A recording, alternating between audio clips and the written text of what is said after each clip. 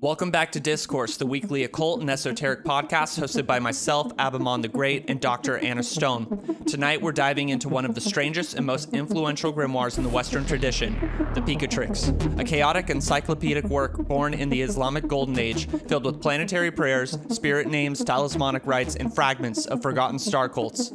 Breathe in, young magus, and let the work begin.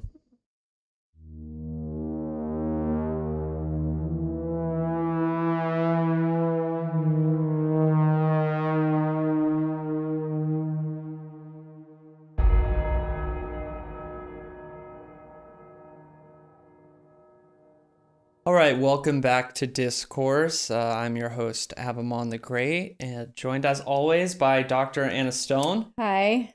And this episode, we're talking about something I'm super excited about. It's my favorite grimoire, the one that I work out of the most. It's the Picatrix. So in Arabic, it's known as the Ghayat al-Hakim. And I've been working with this grimoire for quite some time, years and years, but you've been working with me on it for the past year or so, right? Right. Yeah. I'd So, say about a year. yeah, and we've uncovered a lot of stuff because it's like the grimoire itself, like it's really famous, but it's a little unapproachable just because when you open it up, it's ridiculously disorganized. But it just looks that way. And when you kind of start practicing it, stuff starts revealing itself. Human history starts revealing itself. Philosophy starts revealing itself. And there's practices within it that we've discovered that aren't actually written in it, right? Stuff like spirit conjuration and that kind of thing. So, yeah, I just remember when I'd heard of it, but I hadn't read it. But I remember reading that one spell about sitting on the rooftop in the morning, sacrificing a hawk. Oh, that's the PGM. Oh, that's a different one. Okay. Yeah. Not even the right book. Yeah. Picatrix PGM. Okay, so they both start with P. But this one is the one, oh, no. This is the one that has all of the conjuration. It's not the conjuration one with all of the... Yeah, so the Picatrix is... it is. How it's looked at, how most people use it is it's like just a recipe book. It's kind of like written like a cookbook, and it's for talismans. With ingredients you can't get. Yes, so it's notorious for the ingredients that's in it. The Picatrix was thought to be written in the 10th, 11th century. But nobody really knows who wrote it, right? Yeah, nobody really knows. There's modern scholarship thinks that this guy named Mislama, just because there's historical references of him in the same area the Picatrix emerged, and he was known as a Sufi that was a man of many charms, which means he wore a lot of talismans. So people kind of assume this might be... Yeah, so people usually refer to the author as Picatrix, but Picatrix is the Latin name for the Ghayat al-Hakim. Right. So modern scholarship assumes that it's this guy, Mislama, but we don't know for sure. And we don't know when it was really written. Somewhere around the 10th and 11th century. That's when the Ghayat al-Hakim emerges, and then I think it gets translated into Spanish around the 13th century, and then the Spanish gets translated into the Latin, which is what we know as the Picatrix. Okay. Yeah. So there's a few different iterations of it than as usual. Yes. With historical texts. Yes. Right. Yeah. So he basically, the Picatrix, once it got translated into Latin, then it became one of the most important pieces of Hermeticism, almost as important as the Corpus Hermeticum in Renaissance Europe. And it went on to influence like Agrippa, Agrippa's 3 books of occult philosophy. He drew heavily from the Picatrix. He kind of systematized the Picatrix. And so by extension, that influenced the astrological component of grimoire magic, goes downstream to ceremonial magic. So the Picatrix is kind of the bottleneck that all this astrological magic got introduced into European magic. Okay, this is where the planetary magic stems from specifically? Yeah, if you trace it as far back as you can, you're going to end up at the Picatrix. And the Picatrix is kind of a mishmash of a bunch of different stuff. The author of the Picatrix, he claims that he assembled all the books on magic, and he's that might have been possible. Everything. Maybe, possibly. Yeah. So he makes a lot of wild claims in there. Probably he says, not. He talks a lot about Aristotle in it, and there's like magic spells from Aristotle, which, if you know Aristotle's philosophy, he's definitely not the philosopher that would be disseminating magic spells, but he attributes Pliny, Plato, Hermes Trismegistus. So he believes that the literature that he's collected comes from all these great philosopher sages, and that's where all the magic spells come from. Right. That's right. So in the who was it? Whose book recently came out? That was the lost 4th volume, but it was somebody I can't remember. Abammon. Oh, the Abammon, yeah. And from the Picatrix, yeah, copied a spell that was my favorite all-time spell. Yeah. That I've ever heard of. He said he took components of Picatrix and made the spell about when your enemy's after you, how do you become invisible? Yeah. Remember that one? Yes. That's attributed to the Picatrix. Mm-hmm. It might be in there. So the Picatrix is riddled with astrological magic and then what looks like folk magic. But it's out of order. It's not. Yeah, it's such a mishmash. It's so hard, and you see like a lot of different things going on in it. You see folk magic happening where you're using like, a melted crow's brain and rubbing it all over your body, walking around a tree with a cow 7 times and then slaughtering it. But then you also have these recipes that you're going to take a pendant made of lapis lazuli. You're going to engrave this image on it, and you're going to do it when the sun is in 7 degrees of a Leo and the moon is facing. So there's like really high hermetic magic happening in it, and then very folksy kind of. That just sounds like witchcraft. Yeah, exactly. And it's a mishmash of that. And so what you see in there is you can see maybe Arabic folk magic, but you also see Neoplatonism emerging in there. There's a HGA spell that's in there. It's called the perfect nature spell. Right. Yeah, I forgot. Yeah. The one. Are we supposed to do that? Yeah, I know. I really want to do that one. Okay. Yeah.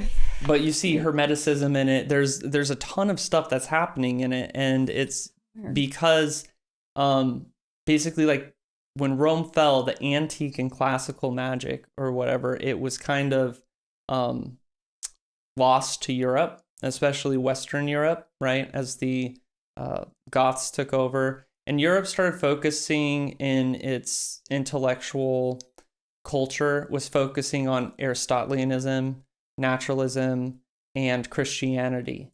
And so these magical practices that these magical practices, they were in the caliphate the whole time, and they were being developed. And then the caliphate, they were also innovating in mathematics, alchemy, and then the star sciences. They really, like astrology, they really pushed it further. But they all held on to like basically all that magic of the classical world. And so you can see in the Picatrix, there's a little bit of influence from a predecessor called the Shams al-Ma'arif or whatever. But the Shams al-Ma'arif still hasn't made it fully into the English-speaking world or the European world. Only sections of it have been translated to English, and that happened in the last like 3 or 4 years. But the Picatrix is the one that, all that magic that was happening in the Caliphate, in the Near East, in Egypt, there's a direct lineage in it, and it's happening in the Picatrix. So that again, that just sounds like I didn't realize how compartmentalized magical practices is, because having all of those components within a text is just what I've always known. I've not known it to be separated. Like this. I feel like that really puts people at a disadvantage. It puts people at a disadvantage? Yeah, to be segmented that way.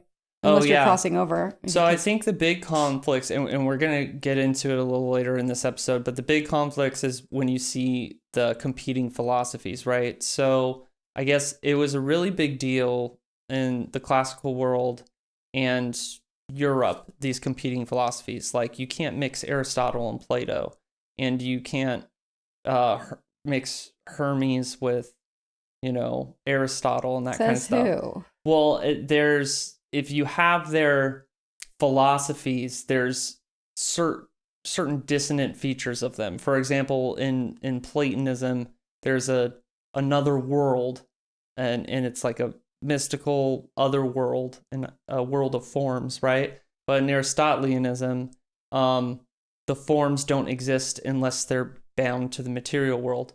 And then in Hermeticism, everything's like kind of Hermeticism preaches a monistic demiurgy or whatever. These are all correct. Yeah. Like, they're all, but you can be all right. You Yeah. can be right.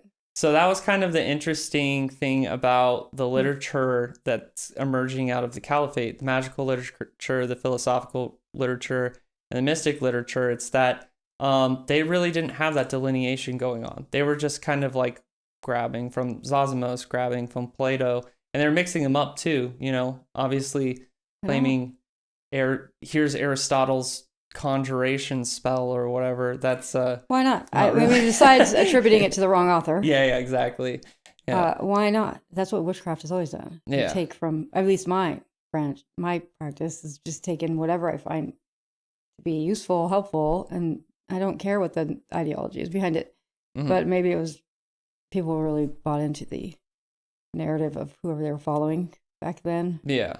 So you have this, which is the kind of midpoint of, or like the origin point of all these later texts that come out, but then go into different offshoots of magic. Yeah. Yeah. So I mean, the big thing to come from the Picatrix and the big introduction is the astrological magic, which then gets kind of simplified by Agrippa, and then by the time we get to the 19th century, it's made its way into an essential part of Goetia, the Grimoire tradition. It gets even more kind of fine-tuned and cleaner and simplified in Francis Barrett's The Magus in the early part of the 19th century. So the Picatrix is really the vehicle of transmission of these ancient and classical practices into European magical practice and occultism. So it's if you're hunting that lineage, if you're trying to find it, you're going to hit the Picatrix, and that's a bottleneck of a bunch of stuff from the classical ancient world. And then once you get onto the other side, then you're in the Arabic world, and then there it's all broken up again, right? But the Picatrix is kind of this like bottleneck where it all got mishmashed and served as that vehicle. Would you say this is a good book for somebody that's just getting into magical practice to have? So I think if you're just starting in magic, you need to find a grimoire and stick to it, right?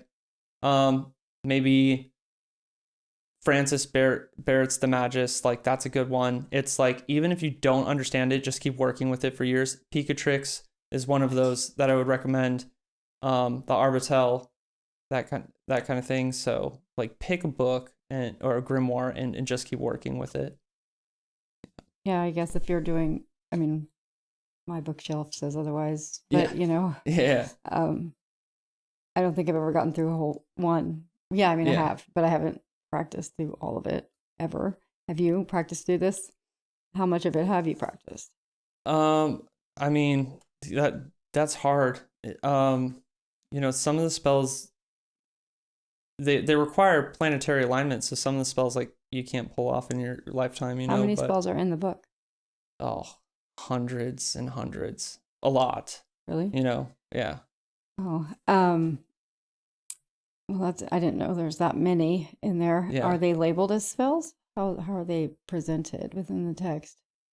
Sometimes they're labeled as potions, cures, talismans, amulets, prayers, invocations. It's a whole bunch of different language in there, right? Mm-hmm. It's very confusing. Like it's very, when you first open that book up, it's like, how am I supposed to make sense of this? It's giving me Raymond Buckland's Practical Guide to Witchcraft. Really? But that version from back then. Yeah. Like, would that be equivalent? Like, because everything in that book is all over the place. Everything for different things. You know, like that's modern day version. Yeah. Very simplified of that. Yeah, I've never read that book, so It's like, yeah. I'm just saying, like Llewellyn. Yeah. Just the Llewellyn large overview of magic and witchcraft. Yeah. Today, it's kind of like that because it's giving you all the basics, but then also some higher level things in there too, because there's lots of hidden things within the Picatrix, right? Yeah, so I think that the basics aren't in there. I think like making talismans, astrological timing and making a talisman at the time is a relatively straightforward practice. It's like following a recipe. But to work the rest of the book, there is an assumption that the author's making that you understand philosophy and that you're a working magician, because there's a lot in the book that's not there, and you can't, like what we've discovered, the in between the lines kind of stuff. The only way somebody would be able to discover that is if they had experience in ceremonial magic, spirit conjuration, and other types of magic. Like they had a foundation built already. Okay, Yeah. but didn't most people have philosophy under their belt? Well, men, anyways, back then. Only if you were living. This is the Middle Ages, so if you were living in a monastery, yeah. Okay. Yeah. Okay, so, well, what have you discovered? Oh, I guess the big breakthrough is the spirit conjuration in there. So what we've discovered through spirit conjuration using the Picatrix is basically this kind of history of where the Picatrix is, a kind of cosmology and how celestial spirits are structured, and access to some pretty ancient Djinn that a lot of people haven't been able to get in touch with. So okay, right. So in that sense, I guess I do agree then that yeah, you have to have a working knowledge of it, yeah, to be able to discover anything like that. Yeah, and so that's by accident.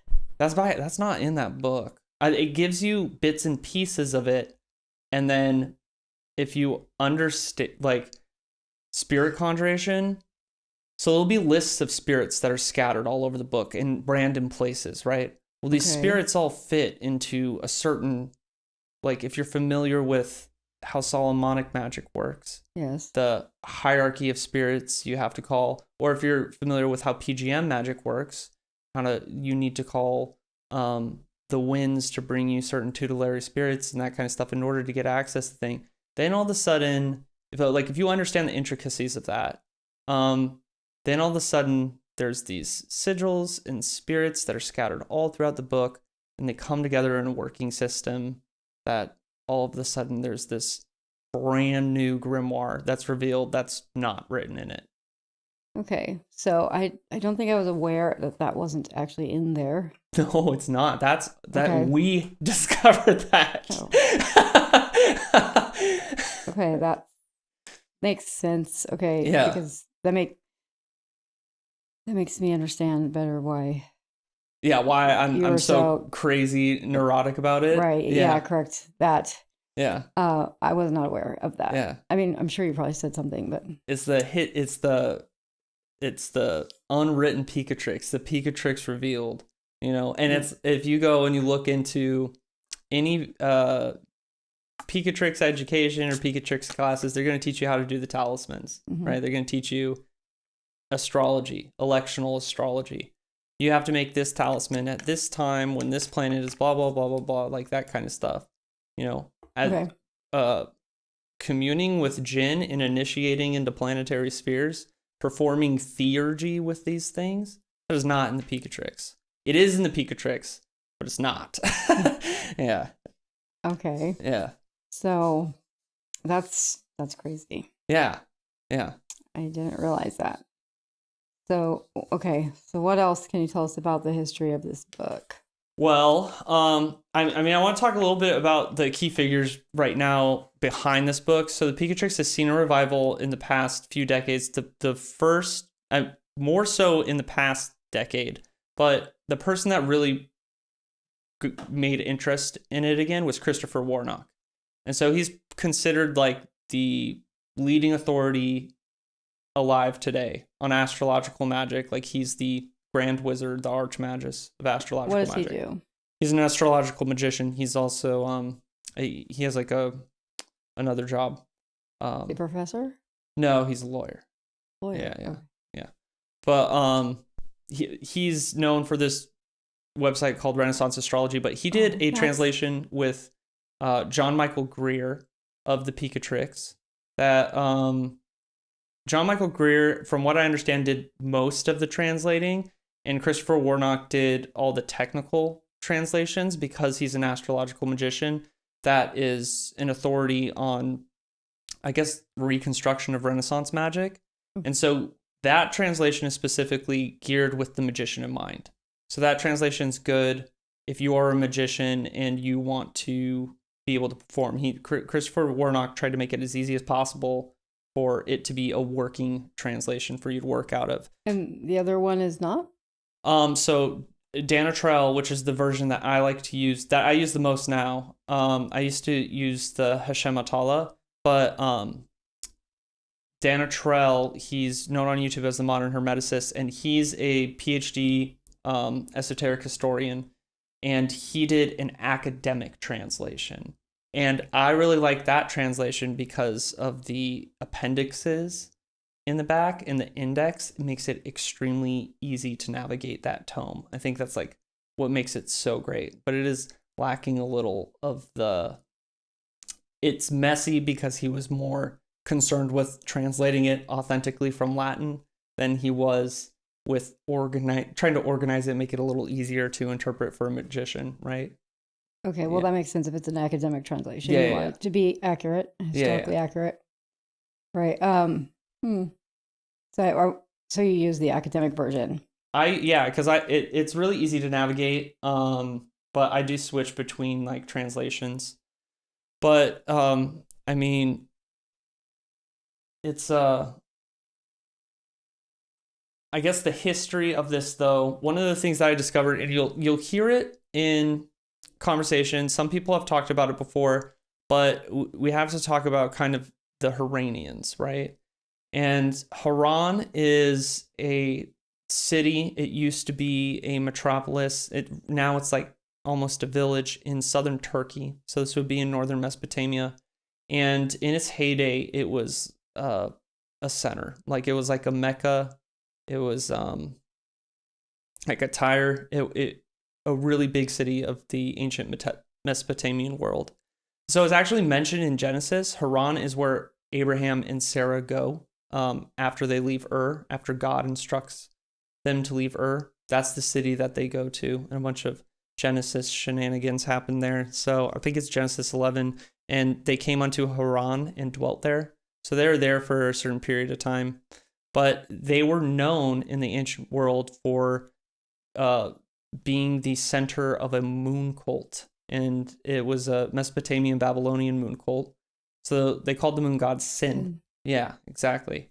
And this was kind of like the city. It was a large, massive city, and they were known for this moon cult. But there's also later down the line, a planetary cult gets developed there. But the thing about Sin is a male lunar deity. And if you're going through the Picatrix, you're going to see the prayers and invocations of the moon. They're going to be addressing the moon as a male instead of a female, like the more Eurocentric traditions and the Greeks understood her, right? So we can understand from this that there is might be a little bit of this Harranian influence that is happening within this book. But this also points to if Sin is the moon god that is being the moon deity or moon that is being addressed in the Picatrix, we can assume that there's Babylonian transmission happening in there. But like we can see a historical lineage there. Whereas like people will say, okay, astrology belongs to the Babylonians. It's like But by the time the Picatrix was written, the Greeks, the Indians, they all had influence. I think this key factor here, how the moon is referred to as a male in this book, means that we are getting Chaldean or Babylonian magical influence within this book, which starting to put some of these spells pretty old, pretty ancient, right? Yeah, I mean, they seem very old. Yeah. Right. So this is happening. A star cult ends up being developed. Their main deity is still Sin, still the moon, but a star cult is developed. And when the Muslims go and they start conquering the classical world, or not the classical world, but the medieval world, they make it up to Harran and they find a bunch of pagans. And the Muslims, like, they were conquering and they're like, okay, convert to Islam or die, So they get up to Harran and they see these people they call them star worshippers, and they're worshiping idols of the planets. And they basically tell them, like, okay, like, we're going to go, you guys need to convert to one of the acceptable religions, no idol worship, no paganry. And when we come back in a month, this problem better be fixed, right? Yeah. And so the Harranians, they surrender themselves to the Muslims, and one of these enterprising Harranians notices in the Quran, in the Surah al-Baqarah, there's a verse: surely those who believe and those who Judaize, and Christians and Sabians, whoever believeth in God in the last day and do that which is right, they shall have the reward with their Lord. There shall come no fear upon them, neither shall they be grieved. Now, who the Sabians are in the Quran is a mystery lost to history. Nobody necessarily knows exactly who it is, right? But these Harranians, they basically say, we're the Sabians. And so this verse is basically saying that only monotheistic religions. So the Muslims would tolerate Jews and Christians in the lands that they conquered because they worshipped the same God. They weren't happy about it. They made them pay a tax, but they would tolerate them. They would let them be, that religion. Sabians is tacked onto here, right? And so basically, for some reason, Allah is okay with these Sabians. Huh. They're not idol worshippers in Allah's eyes, right? Okay. So when the Muslims leave, a bunch of these people keep practicing their star cult religion. They call themselves Sabians, and this is now known as the Harranian Sabians, right? Some of them convert to Christianity, but when the Muslims come back and these people are saying, no, we're the Sabians or whatever, the Muslims are like, okay, fine, just pay the tax and you can keep doing what you're doing.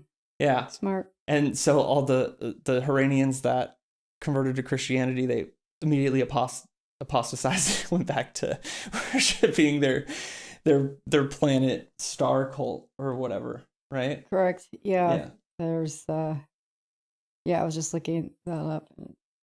Interesting. There's 3 different groups, I guess. So the Picatrix. Oh, go ahead. Sorry. Yeah. No. The Picatrix is in 4 books, right? Yeah. There's 4 separate books. Yeah. But the translated versions, all 4 together in one. Yes. Okay. So when you're reading through the Picatrix prayers and their invocations, you're gonna see that they keep talking about God or Allah. In the original Arabic, this isn't necessarily written by the Harranian Sabians, but we can see the Harranian Sabian influences, and the prayers and invocations are obviously coming from these Harranian Sabians, right? So we see in the prayers and invocations that they will be praying or appealing to a planet, but under a monotheistic God, the Lord God, right? Okay. So there's a few different things that we can kind of assume here is they could be Hermeticists, right? So a Hermeticist would be monistic, and then they believe that the 7 planets are governors, that the God created the universe, this monad created the universe and then gave the powers to the 7 planets. So these Harranian Sabians, they could have been Hermeticists somehow, right? Okay. Or these could have been inserted when the Muslims took over, in order to avoid persecution, right? Okay. They could have been started saying, oh no, we talk to these planets under Allah, right? Yeah.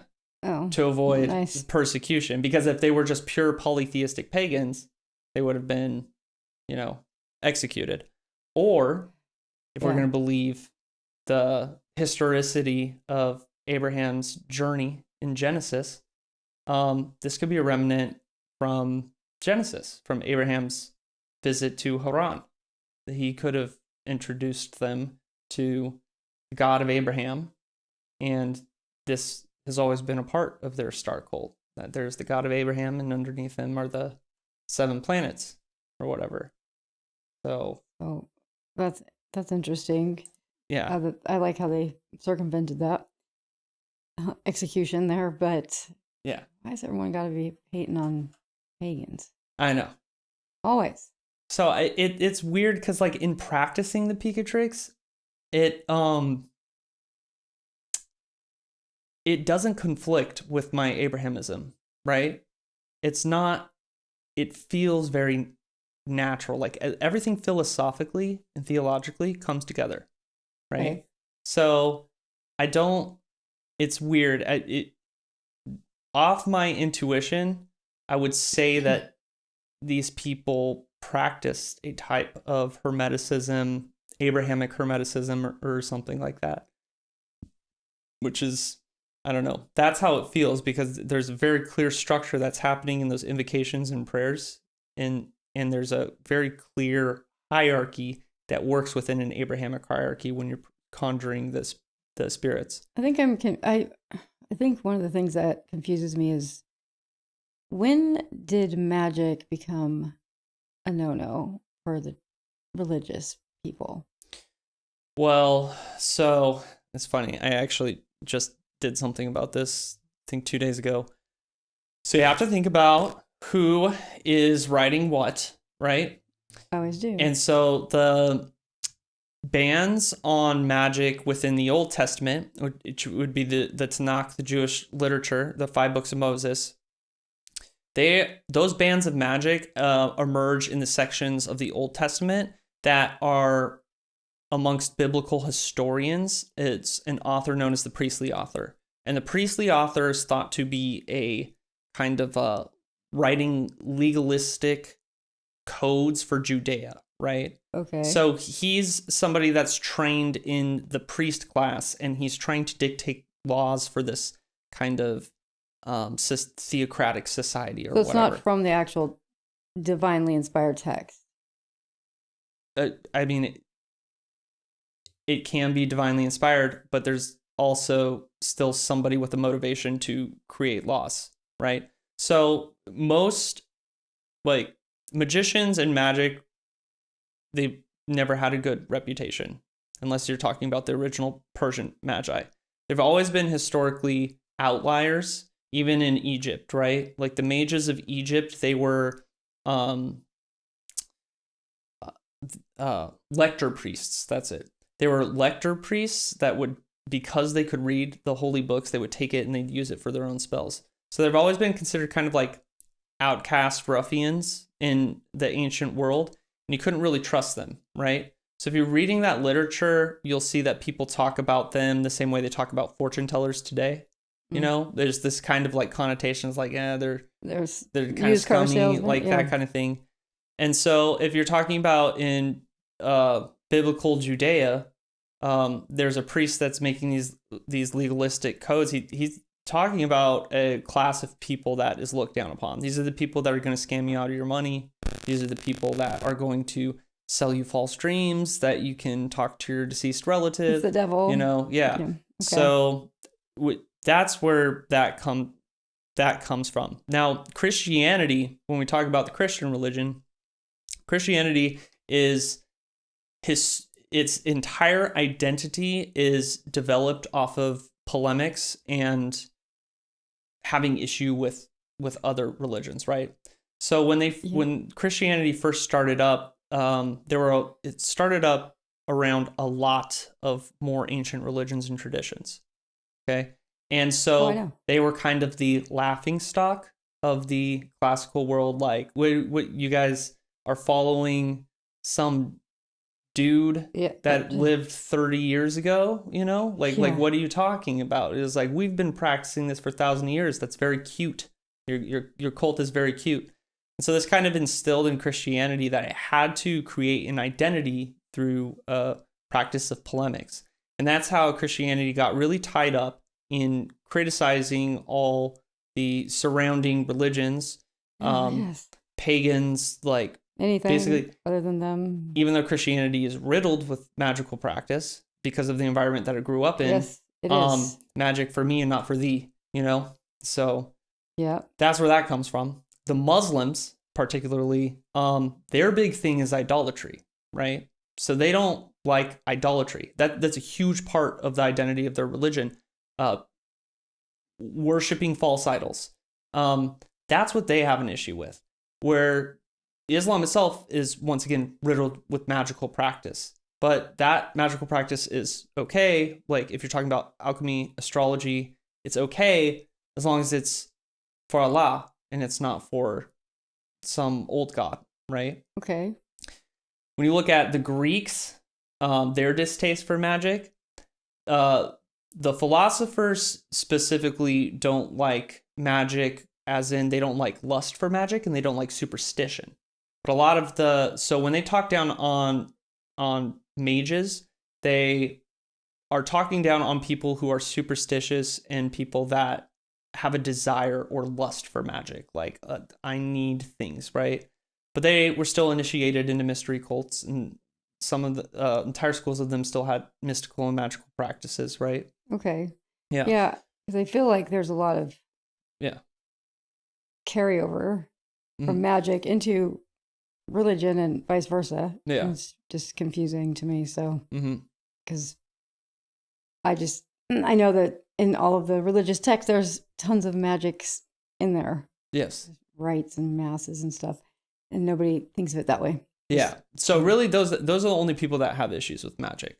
Buddhists practice magic. They just don't call it magic. Well, they don't do it for material things, right? Okay. Because their whole thing is like, I don't want to be attached to the material. Right. Okay, that makes sense. So it's like, I'm not going to use Vajrayana to conjure money because now I have an attachment to money. I just messed up my karma, right? Messed up my practice. Yeah. Hindus, no problem with magic.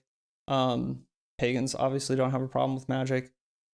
It's mainly the Abrahamic religions. In Judea, it was, with the Jews, it was organizing a society.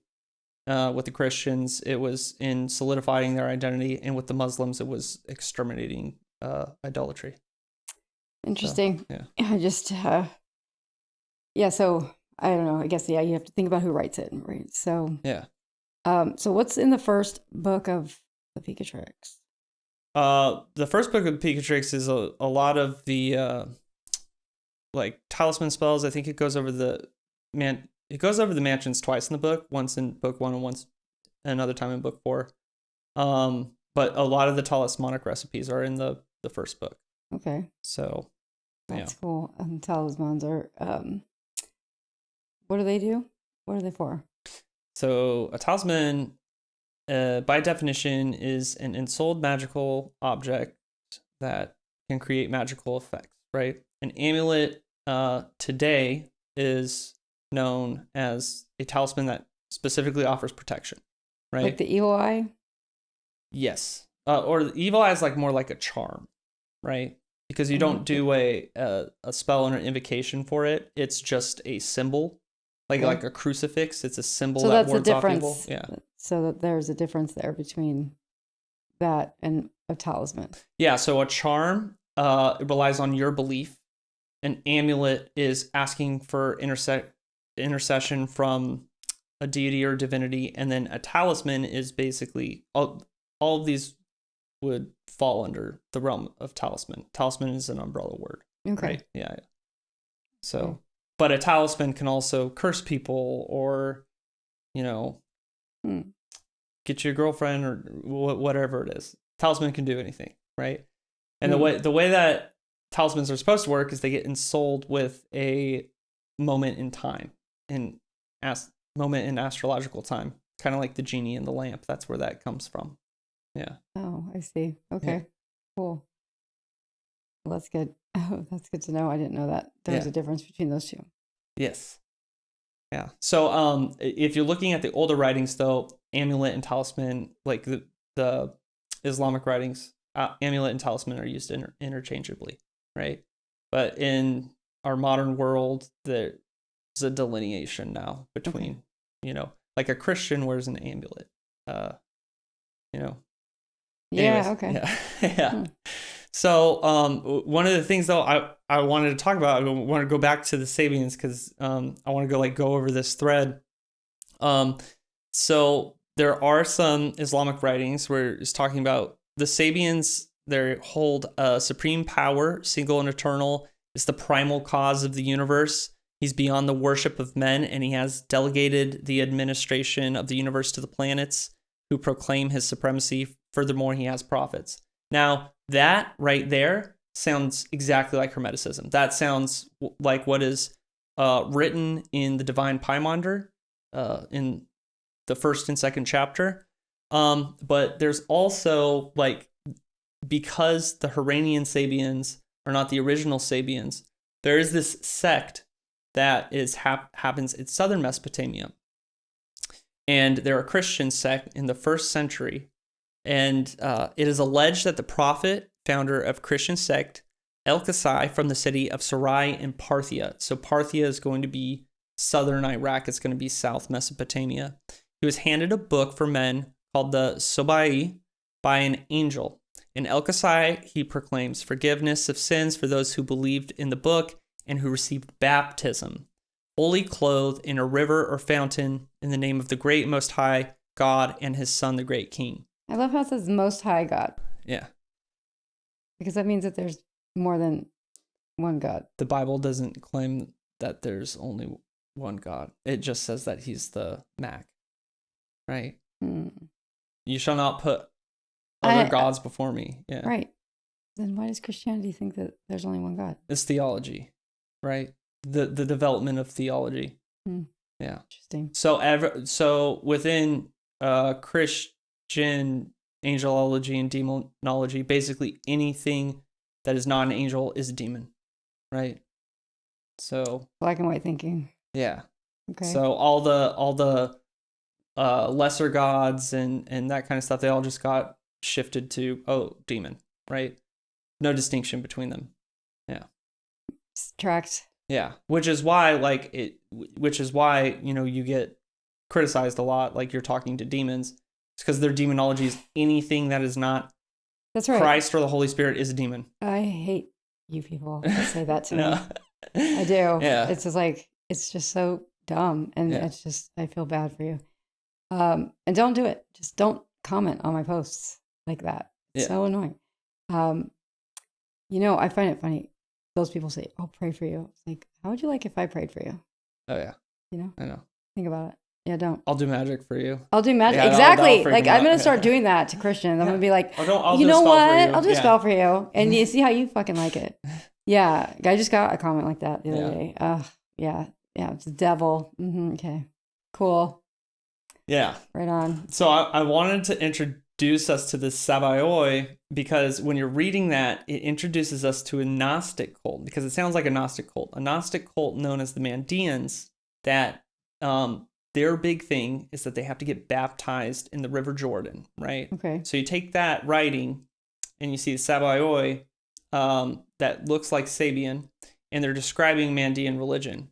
Now, if you go into the Mandean religion, right, you follow this other thread. Huh? Still around. Yes, it's still around. It's extremely Iraq. closed and extremely small. It's one of the last remaining Gnostic religions. Yeah.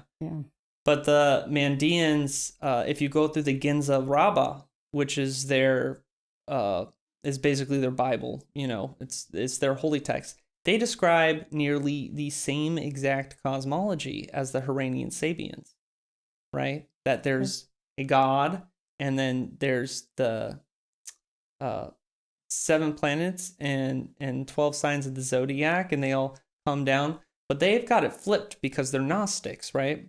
So whereas the Harranian Sabians and the Hermeticists, they think that the planets are governors and that they're there to help you. They govern the fates, that kind of thing. the Mandeans, they look at them as demons and tormentors, right? Mhm. So because they're Gnostic, so it's completely flipped. And in their in the Ginzaraba, the angel of Gnosis, Madadahia, he ascends up into the celestial spheres that the Harranian Sabians are just, doing invocations and rituals to, and he releases the torments, the chains of time and fate that we're all bound to, because they think that this is evil. This is what introduces Sounds evil. pretty bummer. Yeah. So It doesn't sound very fun. Yeah, and they venerate John the Baptist. Right? yeah, the Mandeans are about John the Baptist. They don't really believe in Jesus. They think Jesus was ruled by Mercury and was a sorcerer, and they think that Muhammad was ruled by Mars and a warlord. I don't know. Can you disagree with that? I don't know. I kind of come from the Jesus might be an initiate camp, so sounds like it. Yeah, I'm just I don't know how much evidence there is to back that up, but I mean, like he to think of turned him water that way. into wine. I know, right? He hung out with prostitutes and lepers. Yeah. I mean, Sounds like he was sorcerer. doing magic. Sounds like your average Thelemite, Touche. He's hanging out the hookers, getting drunk all day. Got people trying to kill him in the background. Yeah, exactly. Last Supper. Yeah. And, maybe on an ego trip, I am God, you know? Yeah, that's OTO. Checks out. A little bit. Yeah. It's got, Yeah. Sorry, Jesus. I'm but, not. Yeah. But there's a core distinction that's happening here, right? So between Hermeticism, planets are divine governors, sources of power. Okay. Gnosticism, planets are jailers, archons, and only Gnosis can free the soul, right? So you mean Satan? Yeah. Because he was trying to give knowledge, right? Illumination. That was his thing. Yeah. Tomato. Yeah. But okay, that's interesting. Yeah. It seems like they don't like a lot of the modern day is not down for the education of people to know. Yeah, they're not. So is spirit conjuration. Yeah. So the hidden practices of the Picatrix. Is this the one? The first ritual we ever did together was this. It was from Picatrix, right? The very first one? Yeah. When I was Saturn, with right? Osiris? Osiris. No, that was just my... I was just... No, the next one we did, the planetary one. Is all the planetary ones that you've done are from Picatrix? Kind of, yeah. Initially. Yeah. Anyway, in the beginning. Yes. So the names that I use are from the Picatrix. Yeah. The rituals themselves have been slowly revealed through trial and error and conjuring these things, right? So we've been kind of revealed a system of magic on how to conjure them. Yeah. Right. Okay. Yeah. Yeah, so I see that it gives you, so I guess it's the text that can give you open the door for you if you are knowledgeable enough to continue on past what it provides. Yes. If you get past the recipes and you start working with, there's a lot that's going on in that book. I'd say there is theurgy in that book, that access to the spirits. In order to get access to the spirits in the spirit conjuration, you have to perform the theurgy, right? Okay. And you can take cues from, if you look at what the Mandeans do and you look at what the Harranian Sabians do, right? You can find, because those practices are hidden within the Picatrix. You can find the theurgy in there. And by performing the theurgy that is hidden in the Picatrix, in book 2, they give you a bunch of like invocations and that kind of stuff. What are you going to do with those invocations, right? Yeah. So, and by performing that, you're performing theurgy with these planets, which I would say the Harranian Sabians were doing, because the Harranian Sabians, they were mystery cults. And they were a mystery cult that was based off of the Babylonian and Greeks coming together. So they are the ones that held on to the mysteries of Babylon and the mysteries of Greece that were the transmitters to the caliphate, right? So if we're talking about the Picatrix being the transmitter from the caliphate to Europe, the Harranian Sabians were the ones that were the transmitter from the classical world to the caliphate, you know? Okay. Yeah. But then there is an extended celestial spirit and evocation in there, and these celestial spirits are Djinn, right? Okay. They're Djinn, like straight up. Right. Like, and I mean, what's your experience been with these things? You've actually come into contact with them. I have. Yeah. They're all different. Yeah. You know, they all have different backdrops, Yes. environments, rather. You know, Yeah. I don't know what it is. But yeah, they are interesting. Yes. They all have a similar trait, but other than that, they're all different. Uh-huh. You know, I just want to know how they knew that those were there. Who knew? That they knew about them being there. You know, it's just crazy. Oh, the mystery cult knew about them being up there? Yeah. Well, we actually, unverified personal gnosis, we've made a little connection. We personally believe that these things are descended from, that there is a Scythian connection, that this magic descended from the Scythians somehow, right? Right. Yeah, nomadic steppe people, horse riders. Yeah. Yeah, something like that. Some information like that came. Yeah. They were here at some point. So the Scythian, and so the Scythians specifically, they were nomads within the within Anatolia, right? Within the place that Harran is in, but also in Parthia, which is where the Mandeans are from, right? Okay. Yeah. Oh. So it ties the two together. It ties the Picatrix together, the Scythian connection. Okay, yeah. Yeah. And they're the ones that have the horses?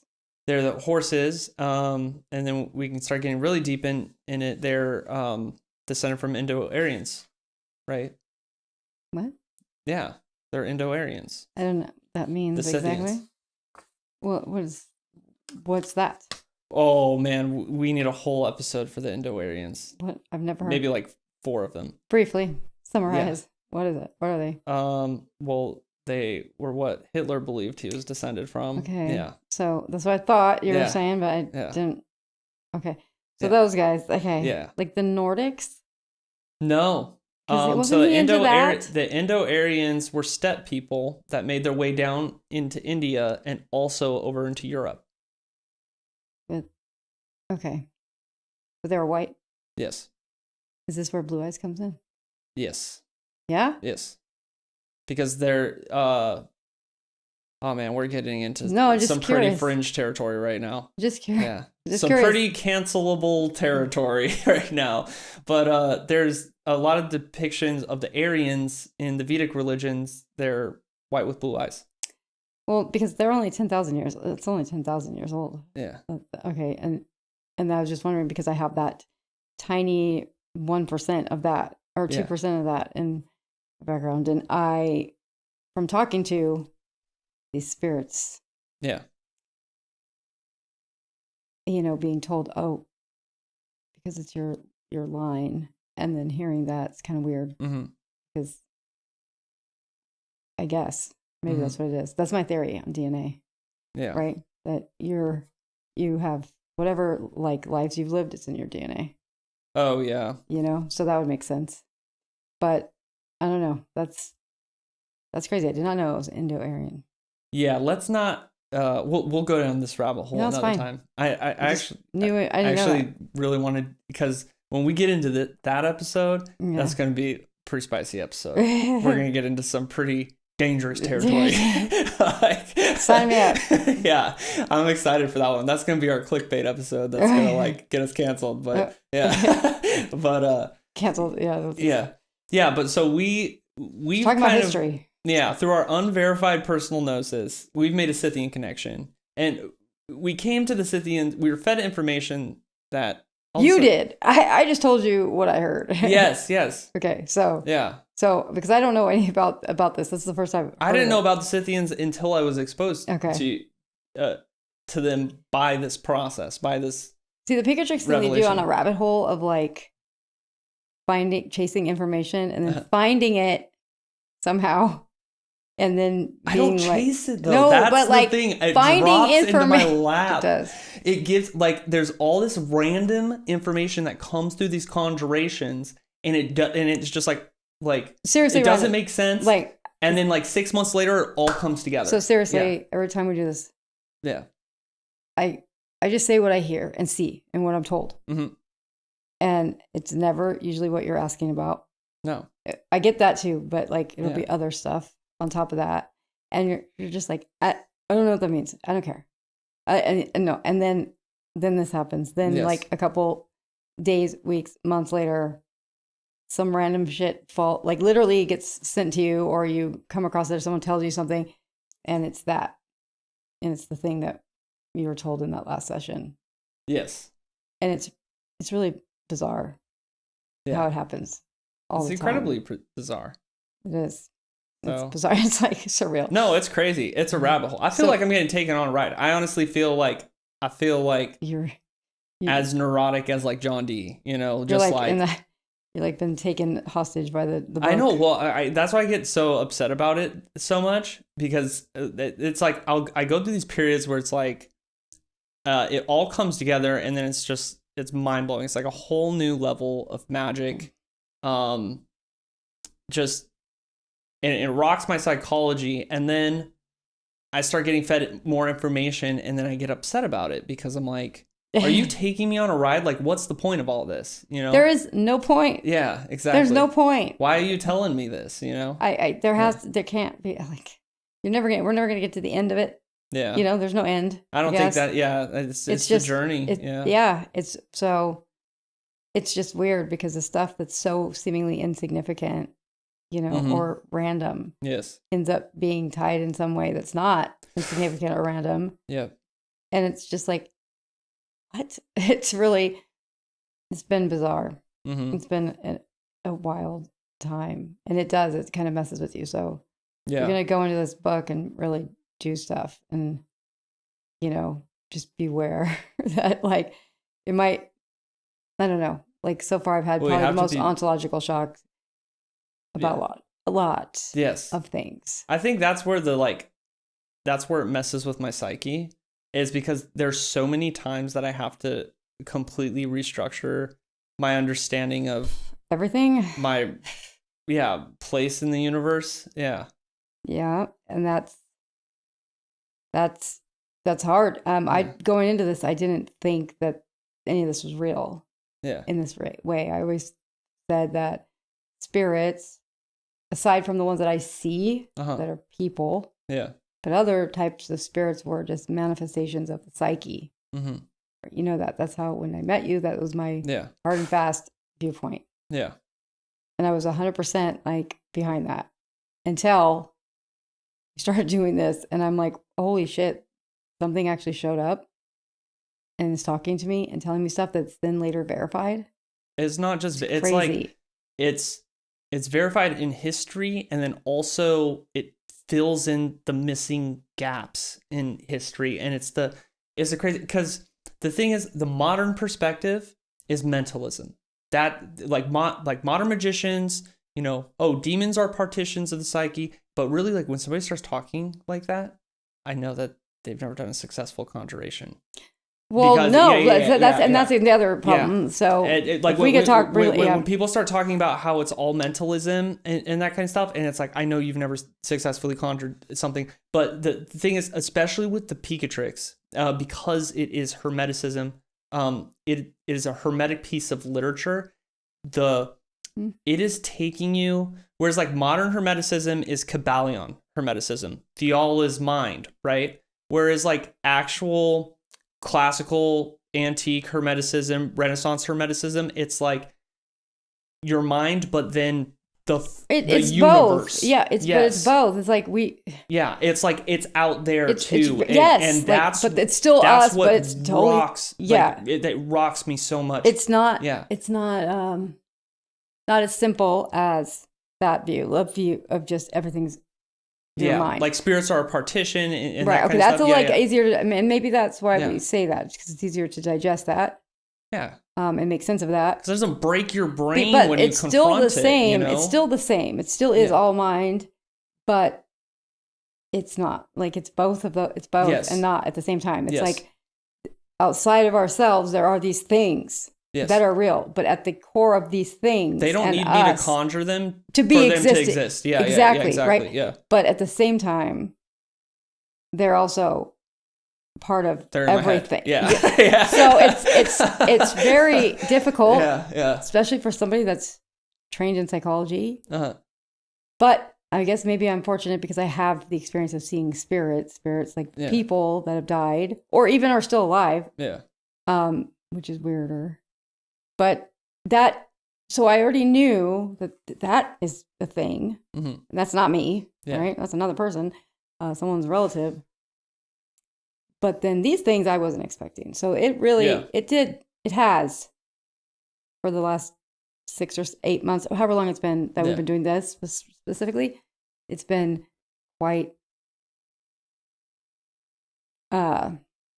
foundation shaking for me. It's been really hard because I really believed that it was just partitions of the psyche. Yeah. Different facets that we all maybe can have, but we don't maybe engage with all the time. Yeah. Until they're needed or show up somehow. But this was not that. This was these were beings that had lives. And they're not just like the craziest thing is because like I've been through demon summoning and angel summoning and that kind of stuff. This is crazy because it's like I feel like I'm interfacing with the stars. And you know, one of the things that I've discovered in this working with this tome is that these sigils that are associated with these things are literally freaking constellations. That part. Yes. That fucking shit. Like that. Yeah. That has been one of the worst ones for me. Like in the sense of what? Yes. Like how? Yes. So because here's the thing. For anybody that's watching that is of a fairly rational mindset and has an academic background and thinks that a lot of this is just nonsense or just fluff, confirmation bias or like whatever it is. Yeah. So again, despite having seen people, ghosts, whatever, okay, which are scary. Like I get scared every time. You know this. Like I'm not like, oh, fun. Okay, no, it terrifies me. I hate it. But this part is like so difficult for me to digest. Because so I know fucking nothing. Yeah. Literally nothing about astrology other than I'm a triple Leo. Okay, great. I know that because I asked a website. Okay. Yeah.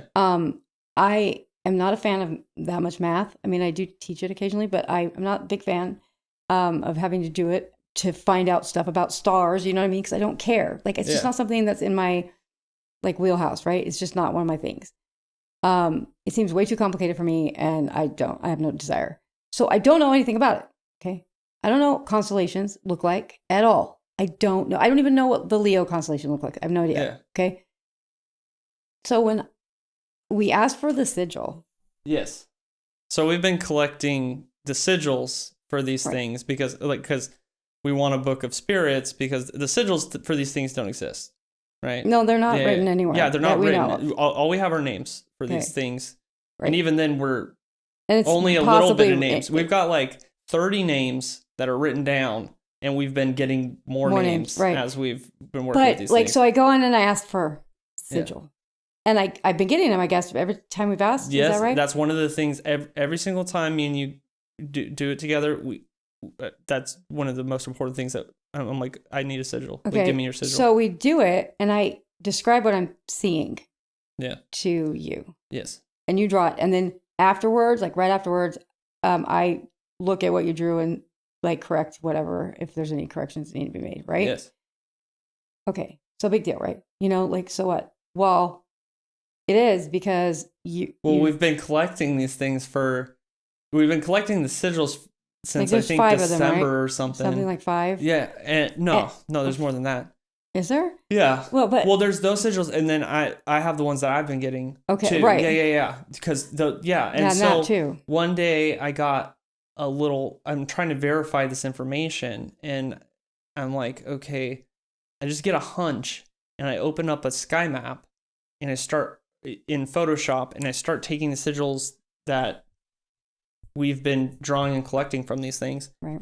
And they're fitting on the constellations in the exact locations in the sky that the spirit was associated with. Has to be conjured in. Yeah. I mean, yeah. Like, that's serious. Like, and it's like the sky is screaming at me, like, "What's up?" It's fucking banana. Like, again, I have like, no. What you think this is a joke? No, I literally. So number one, I have no idea about these Djinn at all. I don't know.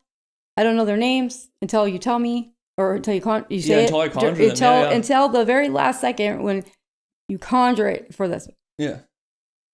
I don't know what they're wherever they are in the sky. Yeah. You know, I don't know what sign they're in or something like that. Whatever would be associated with what we're talking about here, but like, I tell you what I see, or you get what you see, and then you go and look at it and lay it over an actual constellation that's in the sky, in the sign of the Djinn.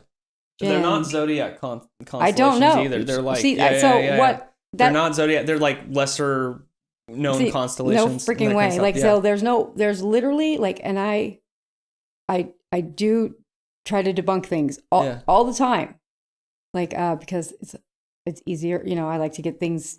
I don't want to look like an idiot. And be saying something's supernatural when it's not. Okay. Yeah. So I try to debunk things, and this is one of those things where I've gone over it a million times. Like, what possible hidden knowledge could I have somehow come across in my life that would have allowed me to, know these things, that where I could give you that information somehow with some kind of weird, like, subconscious, but like, agenda in it, right?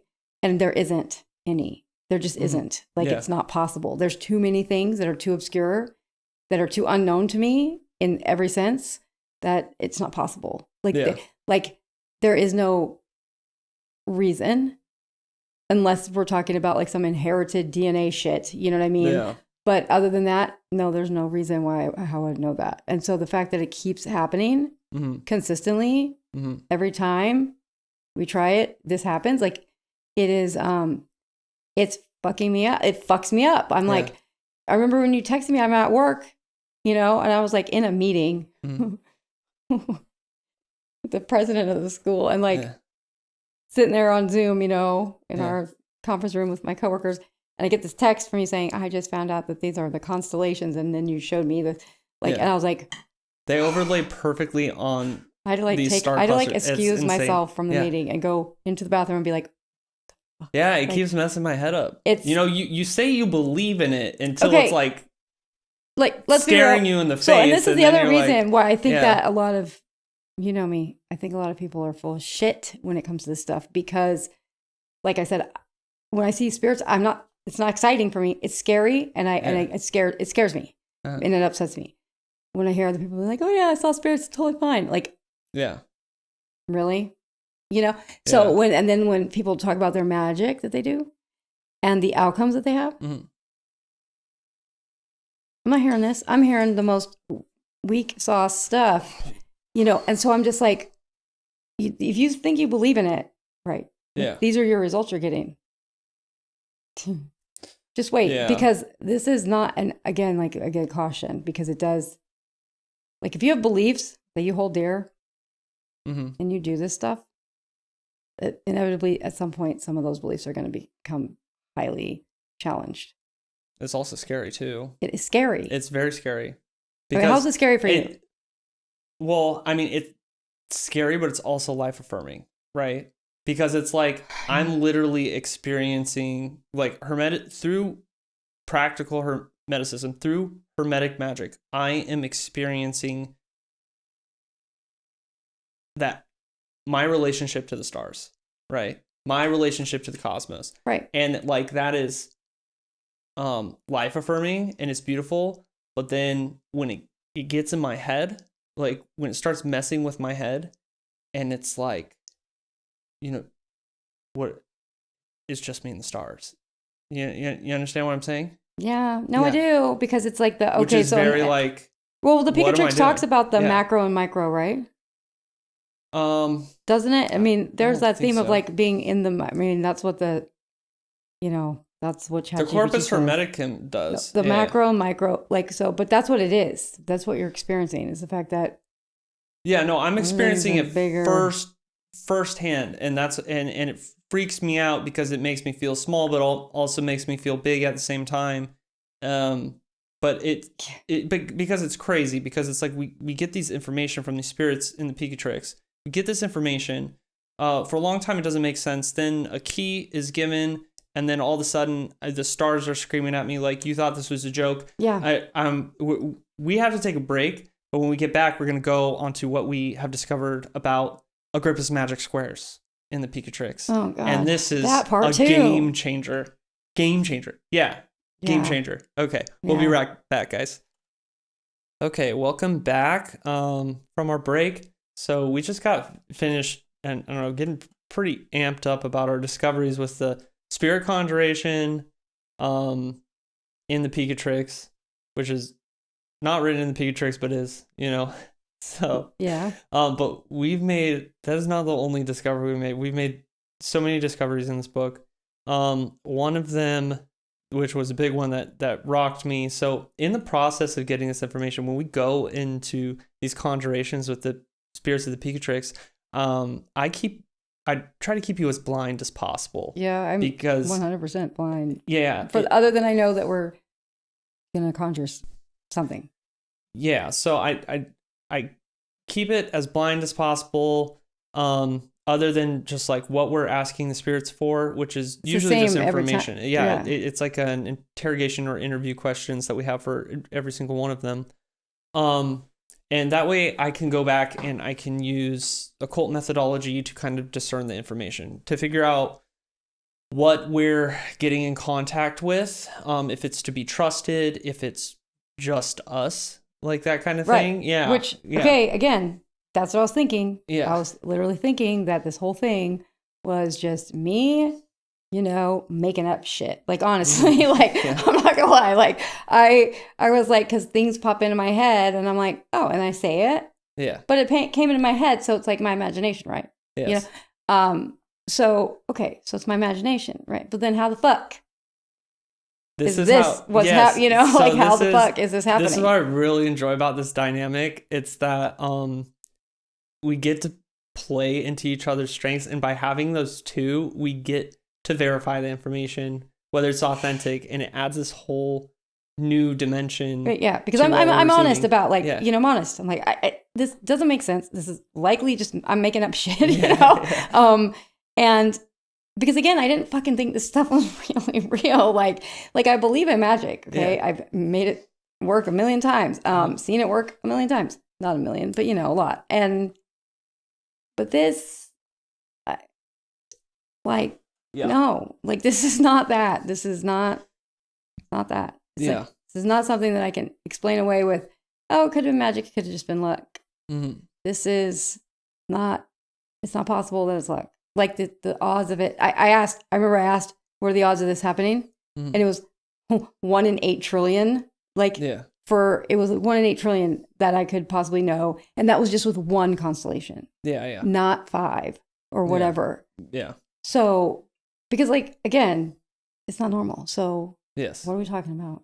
So one of the other occult discernment methods I use in order to go back is I use magic squares. And magic squares are basically numbers that every side of the square adds up to the same sum, and the diagonals add to the same sum. But then you replace them with letters, and every planet has a certain grid. And so these are really famous. I think Agrippa is probably the person that made it the most famous in ceremonial magic and in the Grimoire tradition. It comes from his 3 books of occult philosophy. But the practice of magic squares was actually a caliphate magic invention, right? Okay. It comes from Caliphate mathematics. Now, the magic squares aren't in the Picatrix, but they are in the Shams al-Ma'arif, which was influenced the Picatrix and influenced Islamic magic. It's supposed to be like the premier tome of Islamic magic. It would be like your Ars Goetia of Islamic magic without the demons, right? It deals with Djinn, so I guess Okay. might be the same thing. Who knows? But the magic squares, I go to verify the information to make sure, like when we're pulling spirit names and that kind of stuff, to see if I could do it. And one of the things is you notice in planetary magic in the European Grimoire tradition is highly deviant from the spirit names, highly deviant from the spirit names that you run into in the Islamic literature. But they're using the same method, right? And Agrippa actually uses Hebrew in his magic squares. So Hebrew Semitic languages, at least Arabic and Hebrew, are nearly 1-to-1, right? I think Arabic has 6 extra sounds, but they're like glottals. They're like really weird sounds, you know. They're not unnatural. So I was always very curious. It's like why do I only see these spirit names in the Picatrix? Why do I only see these spirit names in the Arabic literature? Where are these names in the European literature if we're using the same system, right? So in doing this, I was going back and I was recreating Agrippa's magic squares. And I think like you see in the Shams al-Ma'arif, there is a little bit of deviation in the ordering of the letters. And I started noticing that, and then I looked at Agrippa's magic squares, and I realized he was doing something every time he had 2 double digits, right? So if it was 11, Agrippa would do 10 plus 1, which would be a yud and an aleph, a ya, right? Okay. If it was 12, he'd do 10 plus 2. So there'd be a yud and a b, which is, yab or yub, that kind of thing, Okay. right? Every time he had 2 digits, he always had that yud, right? And it didn't deviate. Now, this isn't how Semitic languages normally work, right? And you're going to see that the spirit names that come through in European planetary magic, there's a lot of L's. And an L, like an angel, like Zadkiel, right? And that's going to be, yeah. Sometimes that can be a yud and a lamed, right? But lamed is, I think, 30. And most of the magic squares don't have 30 in there. There's no reason for you to have lamed in a magic square. So where are those, at least within, I think, the first 6 magic squares, or the first 5 magic squares? So why are all these L names coming out of the magic square? Well, it's because of what Agrippa was doing here. Agrippa was using the Hebrew language, but he didn't understand Semitic languages. He didn't speak them. He was just using a transliteration, right? Okay. Because from the European languages. So I had to go back, had to restructure them, and in the middle of conjuration, I basically I went back personally, and I was working with one of the spirits on getting all the ironing out the inconsistencies, and I was doing it in Hebrew and in Arabic, reconstructing the square. Then we went back together with the work that I had done on the square in a solo session to verify the information. And we got a formula, So your 12 was not 10 plus 2, but it was 3 plus 9, right? And that renders a entirely different syllable. And then these syllables now in the magic square, they match the spirits in the Picatrix, in the Shams al-Ma'arif, and all the Arabic literature. So these magic squares that we've been working with Agrippa's squares, which is basically all European ceremonial magic, are wrong. Right. And that, not wrong as in, I'm sure people are getting a hold of spirits. Sure, because they don't really care that much. But not the ones that they're talking about in these tomes. Not the astrological ones, not the ones that are tied to the stars, the ones that the Arabs are talking about. Which is why I think European and ceremonial planetary magic, it works a little bit different. You only have to do the day of the week, right? The planets don't really need to align as intricately as in the Arabic literature and that kind of stuff. Which is why when we get in contact with these entities, like nobody's gotten a hold of us in like a long centuries. time. Yeah. Like what did you? I got it. It was like something like 500 years or something. 538 years. Yeah. Something like that. And so we actually, when we went back together in a session, we got a formula, and it's about that. It's a recursive algorithm to fill out the squares correctly. I'm not going to give that away because that is those magic squares, my treasure. Yeah. You know. But it works. Oh yeah. Yeah. Yeah. See what I'm talking about? Like this isn't why, how, like it's just. Yeah. Well, so then one of the things that was happening, so like for example, the Mars square, once it was corrected, then all of a sudden, all the syllables in the Mars square said in like Semitic languages meant something like power, violence, dominion. All the attributes that are associated with Mars are now in syllables in this magic square, and with the corrected magic squares, right? So then I started, and when I went back and I started looking at the spirit names, then all of a sudden the spirit names that are in the Picatrix are in the magic square. Yeah. Wow. Yeah. What? Yes. It's crazy. And then to take it a step farther, dude, no, I can't take it. Using the classic sigil technique, sigil technique, I start drawing sigils for these spirit names, and then I go and I bring it up onto the star map, and there it is. What? Yes. I didn't know that part. You didn't know that part? No. Oh my gosh. I didn't know that part. Why my brain's been broken for the past 3 weeks.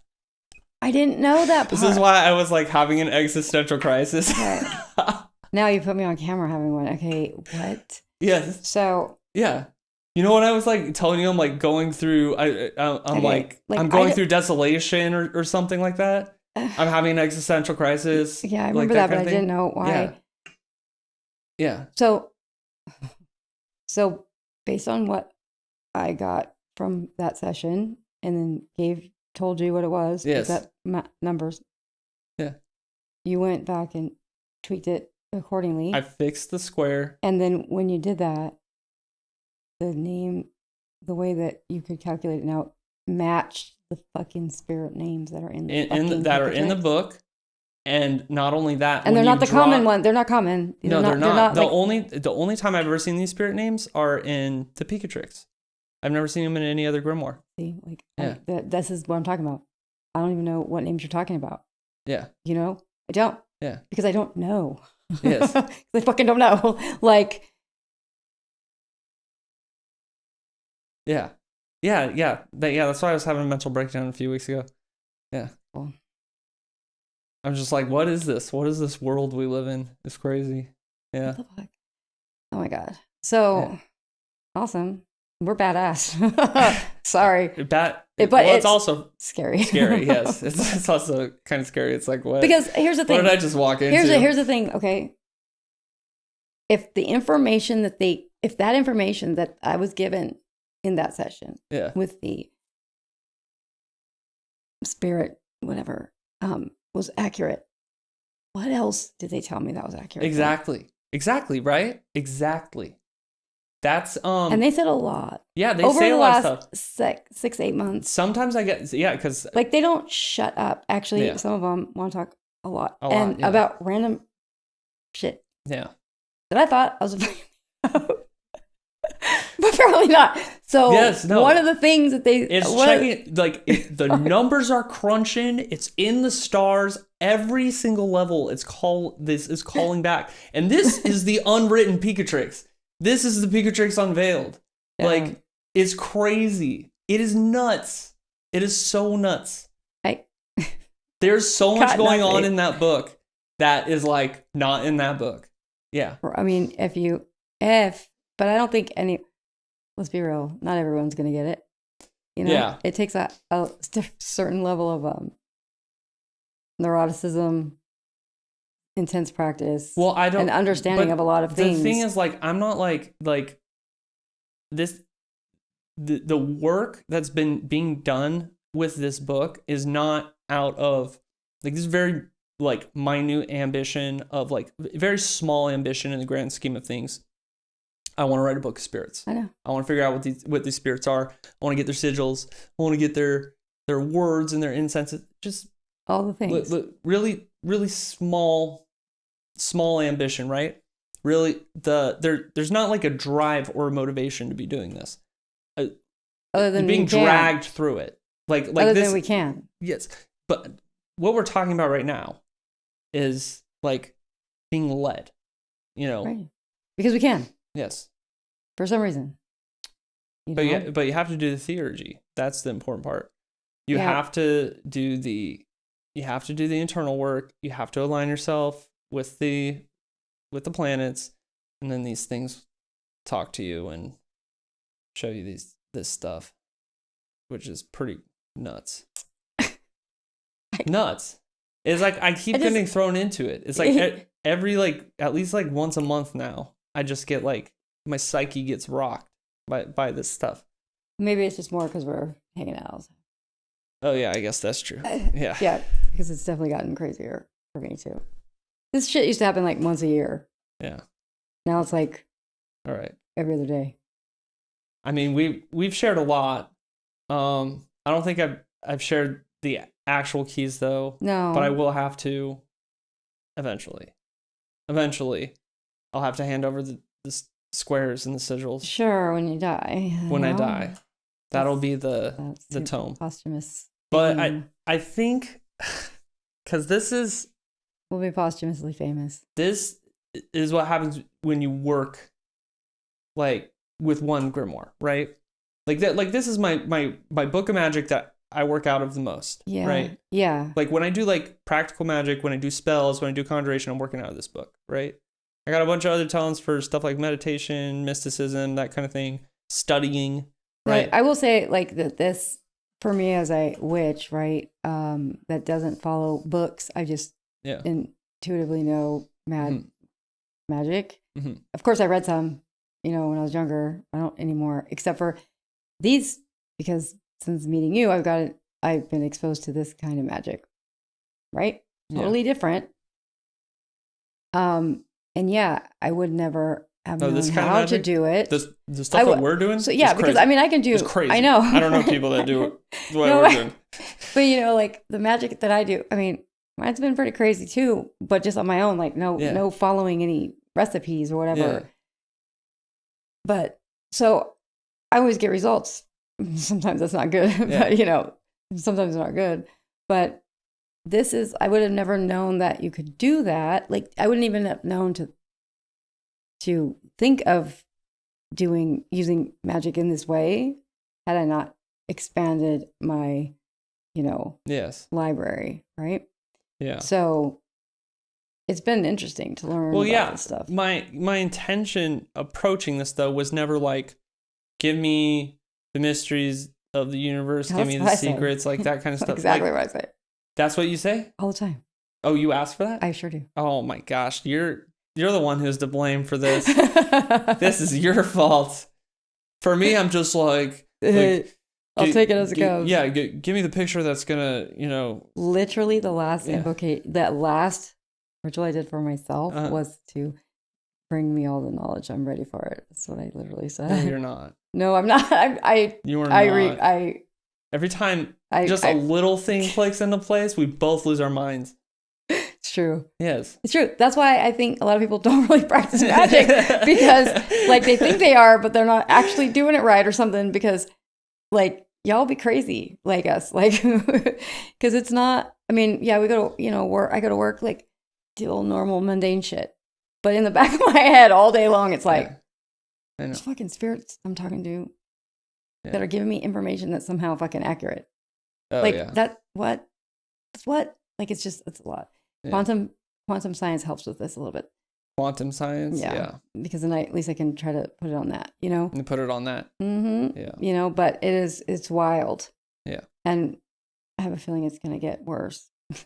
Oh, yeah. It's going to get worse. I'm like nowhere near. Yeah. So, I mean, I can't share that discovery.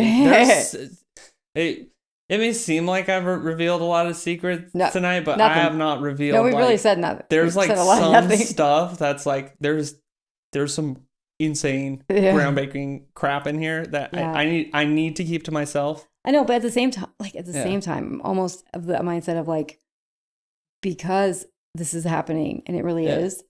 But if I was on the other side of the camera right now watching this, I'd be like, bullshit, because I'm you know how skeptical I am of everybody. Yeah. So I almost want to be able to validate it somehow. All the stuff that I've shared in tonight's episode, this is stuff that's been revealed, Yeah. So if you read the Picatrix, if you read if you read the scholarship, like that kind of stuff, you'll see a light mentioning of Mandeans, Sabians, that kind of stuff. The threads that have been connected in this episode tonight, I don't know if anybody's put these together with the Picatrix yet. I asked, and I gotta know. I gotta know from all the research I've done. The Agrippa squares, I don't know. Everybody just accept those as fact. But if you think about it, Agrippa was how old when he wrote that book? He was 22 years old. Oh, did he know Hebrew? Did he know Semitic languages?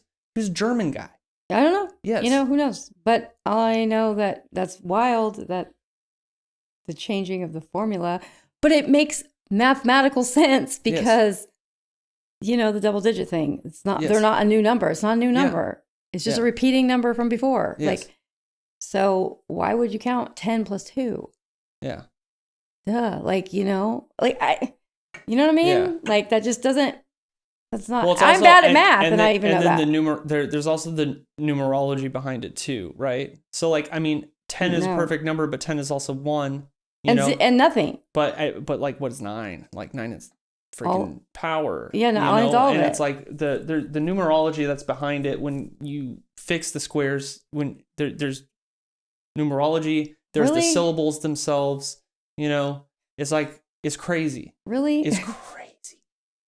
I wish. Well, see, we're both 9s, right? Life path 9s. I don't know. Maybe we're badass. Yeah. This is why. I did not know that.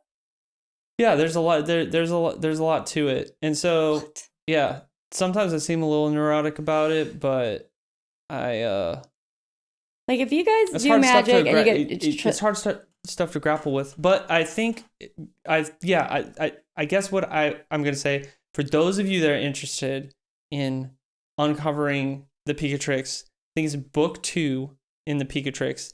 There are some prayers and invocations. Start using those. Okay. There's also lists of spirits. Okay. Mm-hmm. If you pay attention to those lists of spirits, you might be able to get into contact with them. I feel like it's like one of my tests I make for my biology students, where I put the answers in the test. Yeah. And if they read it carefully, they'll be able to verify their own work before they turn it in. Yeah. But no one does it. So I think oh man, there goes my arm. Initiation is key though. Initiation into the spheres. So they're within the Picatrix, scattered amongst it, is how to initiate, right? Yeah.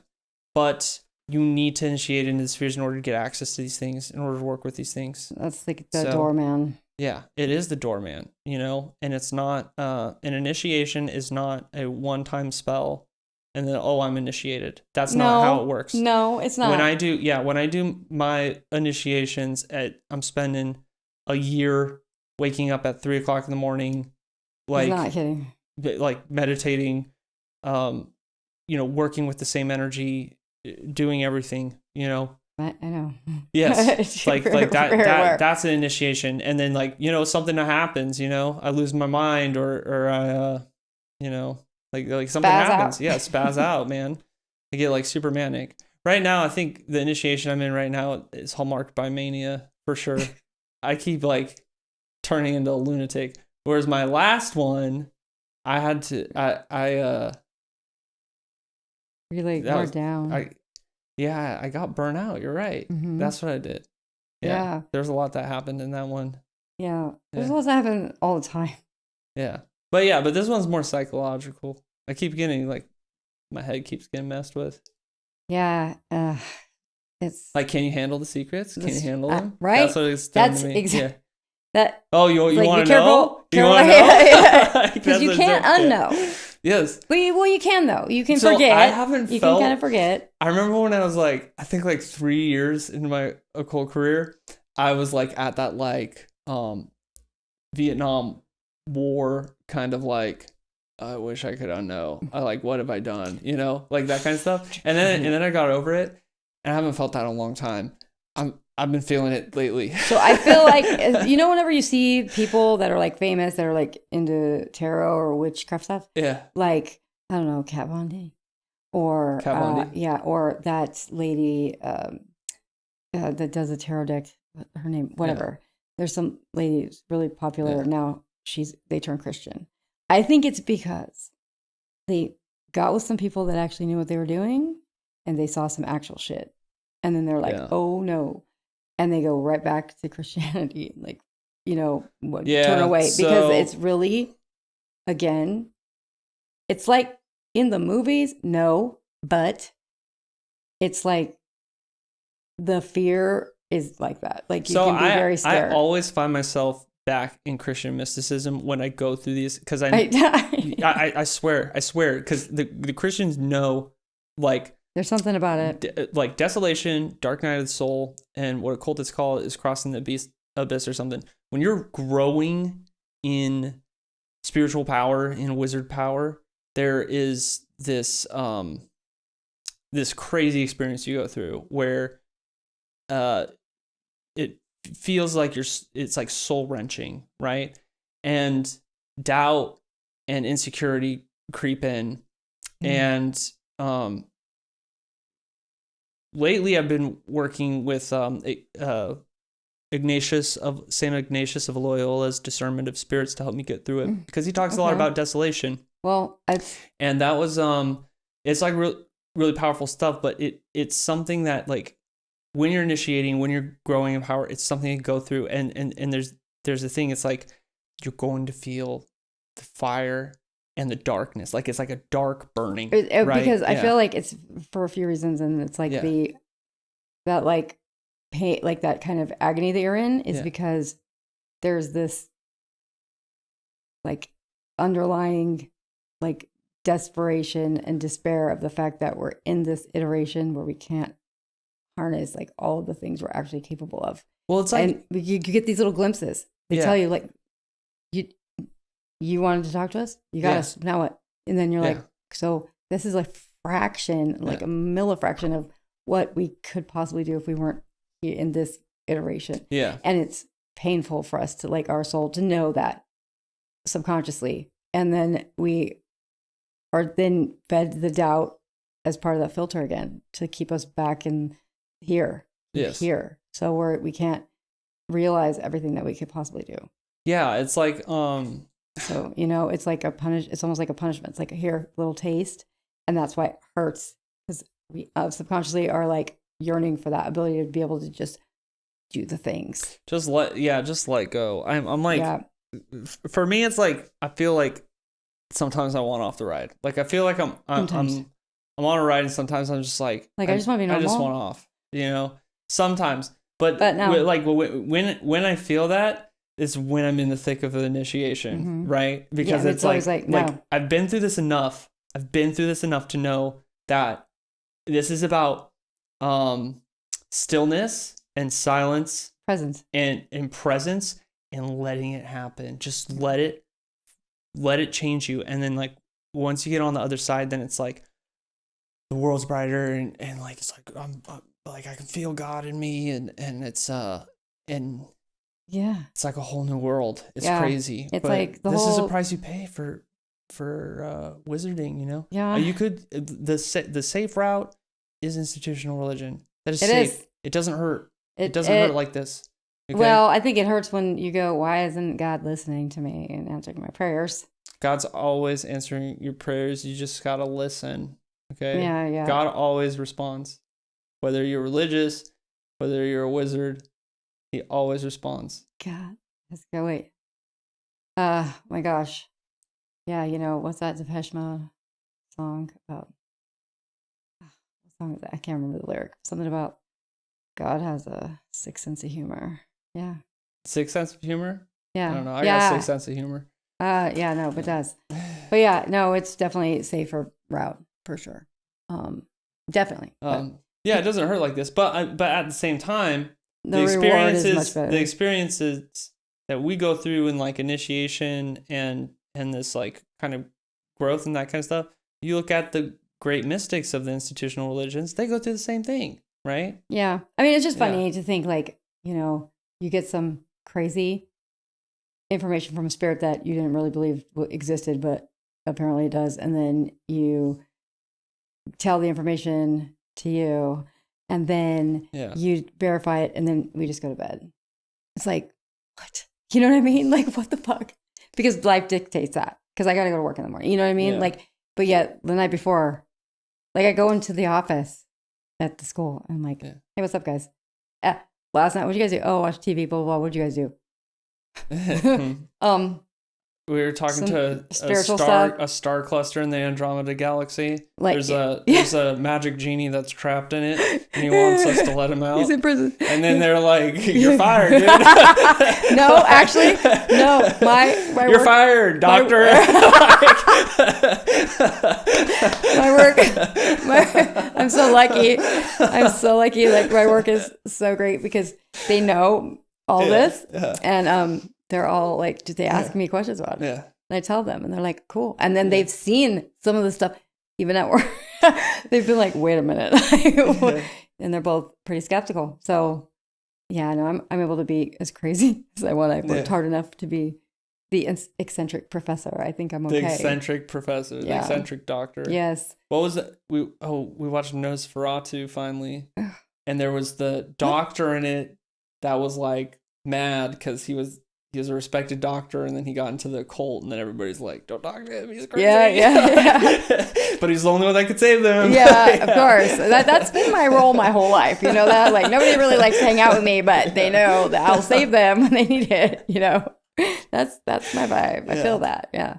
But yeah, no, this book will lead you to some shit. It's been so rewarding because it was like, it's such this grimoire. I got into it because I was trying to trace the roots of magic, and then like I hit the caliphate, and I was like, that's too much. But now I love the caliphate. Now I'm all over it. But it is like became such an important part of my practice. I think like 4 years ago or 5 years ago, and then when we started working through it together, and it just doesn't stop, and it's like, it participates in so much. It's so much more than practical magic. Like the practical magic in it, the spells, bangers, always work. Yeah. I love them.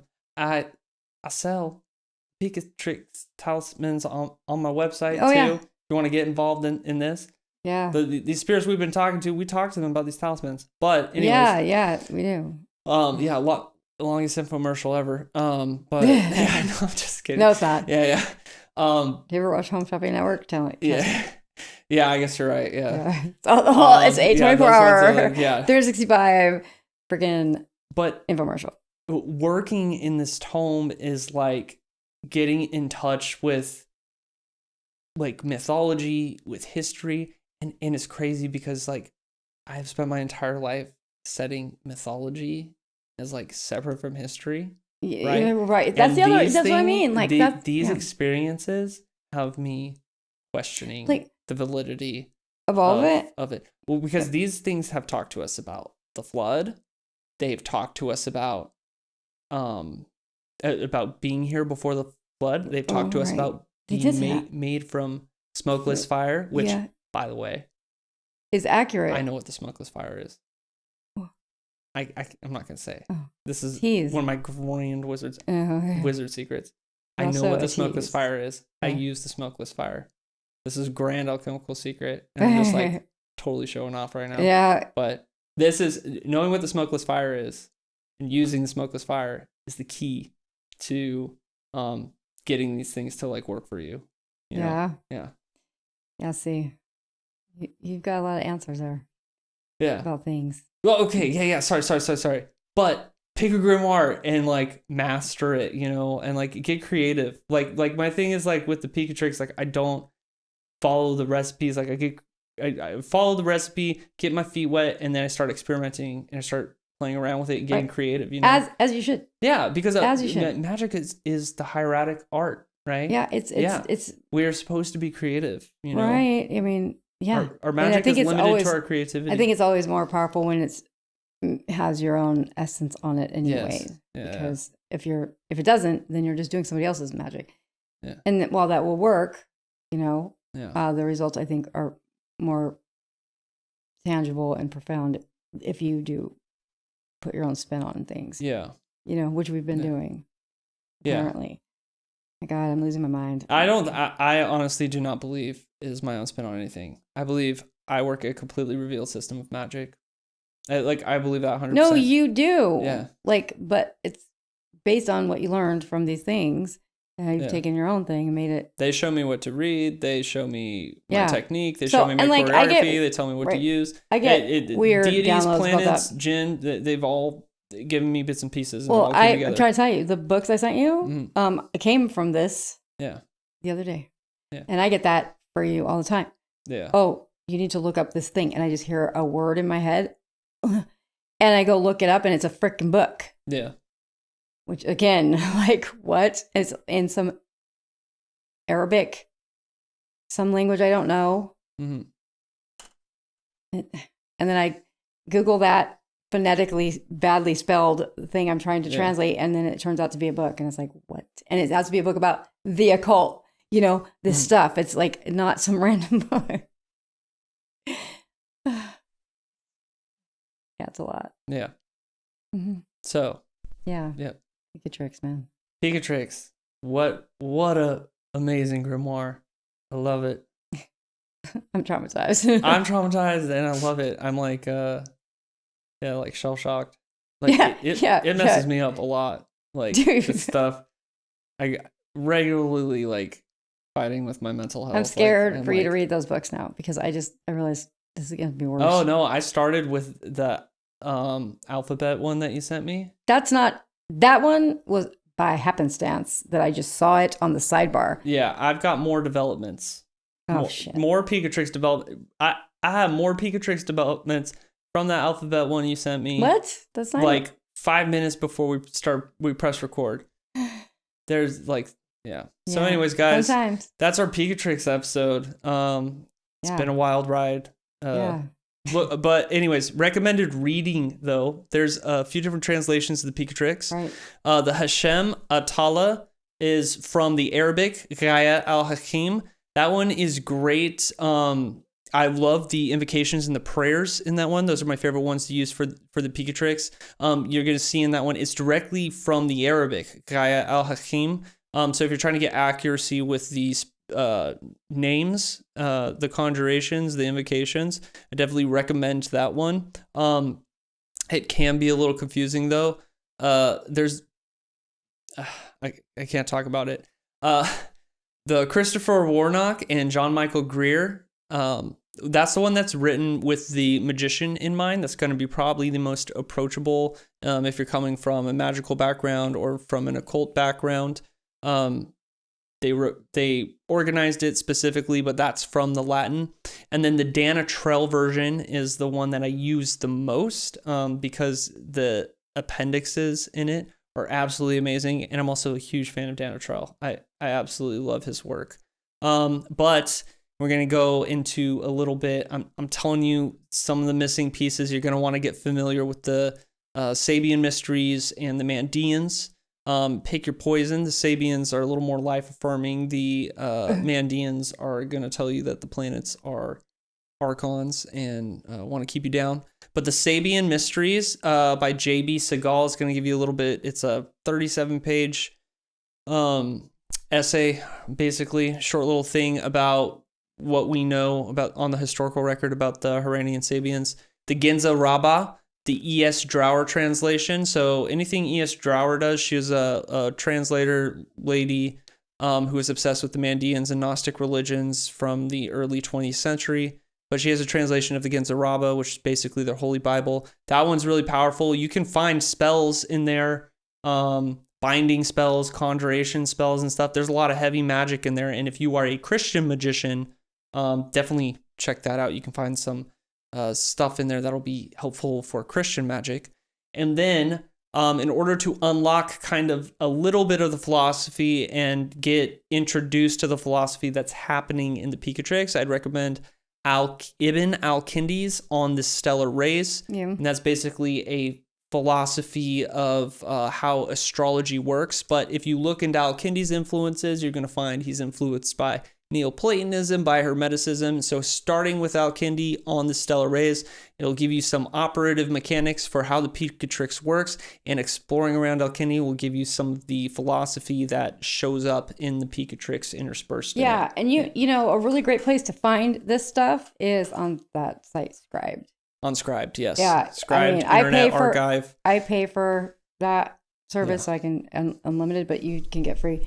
And they have like all this stuff. You might have to search through the author or the title to find it, but I would recommend that, or just .pdf. Yeah. Right. So. Yeah. Yeah, you can get this stuff though fairly. Yes, it's fairly easy to get it, but Wizards and Witches, we like the hard if you copy. Like it, get a hardcover, dude. Yeah, of course. Come on. You know, like we do the PDF first, and then I do tower. the book. Yes. I'm old school. That's the pirate's way. Yeah. That's the pirate's way. What it is? You steal it, and then if you like it, you buy it. That's exactly what I do. No, but I do pay for it. I have a membership. Okay, I pay. Yeah. Yeah. That's ethical internet piracy. Yeah. Okay. Oh, man. Yeah. Darn it. Okay. Yeah. All right. Well, anyways, thanks you guys for joining us. Yep. We are recording this ahead of time because we're going on our honeymoon. That's right. We are on Tuesday. Yeah. So. Exciting. All right. Thank you guys. Okay. Bye, guys. You've been listening to Discourse, where we venture into the mysteries of esotericism, the occult, and the depths of spiritual exploration. I am Abammon the Great, joined as always by Dr. Anna Stone, bringing adept insights to help guide your journey. Remember, the path of wisdom is illuminated by both knowledge and experience. Until next time, continue your exploration and stay attuned to the unseen.